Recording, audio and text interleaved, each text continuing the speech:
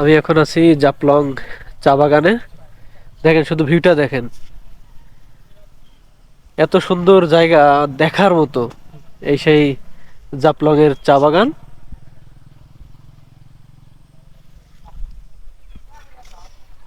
অনেক বড় চা বাগান, যতদূর চোখ যায় শুধু চা বাগান আর চা বাগান।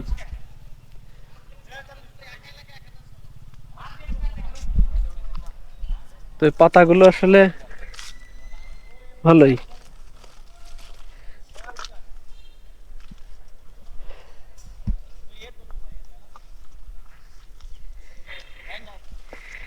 আমরা মায়াবী ঝর্ণা ঘুরে ইজি বাইকে করে আসছি হচ্ছে এই জাফলং চা বাগানে।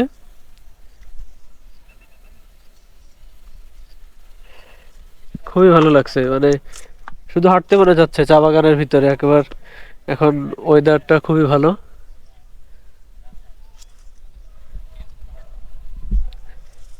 সিলেটে আসলে আসলে দেখার অনেক কিছু আছে, মনটা জুড়িয়ে যায়।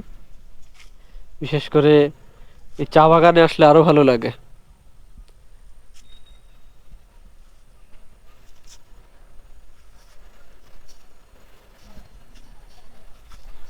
মানে এত বড় চা বাগান, মনে হচ্ছে যে আমি এখান থেকে আধা ঘন্টা মানে হেঁটে শেষ করতে পারবো না, এত বড় চা বাগান। আমরা আবার শ্রীমঙ্গলে যাব, শ্রীমঙ্গলেও চা বাগান আছে, ওইখানে আমরা চান্দের গাড়িতে করে ঘুরবো। সেই ভিডিওগুলো আপনারা দেখতে পাবেন। তো আমার সাথে যারা আসছে ওরা সব ছবি তোলা নিয়ে ব্যস্ত, আমি একটু পরে ছবি তুলবো।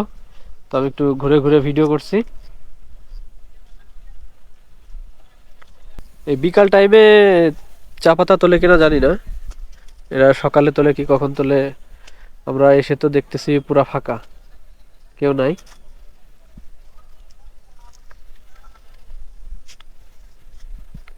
তো আমি এখন সামনের দিকে যাচ্ছি, ওরা ছবি তুলতেছে, ওইখানে যাব।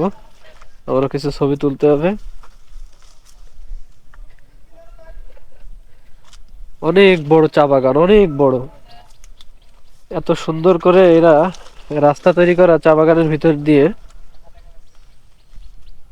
এই সেই অরিজিনাল চা পাতা।